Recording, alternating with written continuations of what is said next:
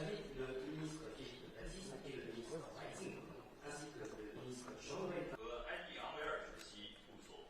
Maintenant, j'invite la ministre Annie Genevard et la directrice. Vous savez combien la France veut et œuvre à une plus grande autonomie stratégique européenne.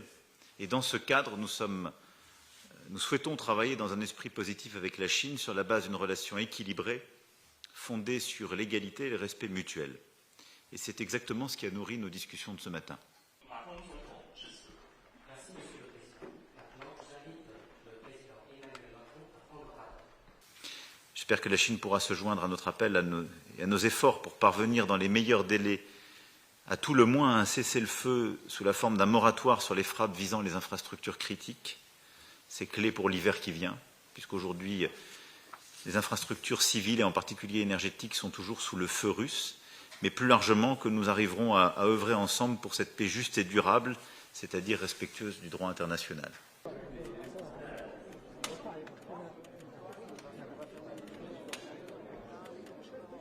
L'Europe et la Chine ont un rôle à jouer pour poser, avec d'autres partenaires, les fondations d'une gouvernance économique mondiale équitable, solide, fondée sur des règles et non sur la loi du plus fort. Et ces déséquilibres qui s'accumulent aujourd'hui ne sont pas soutenables.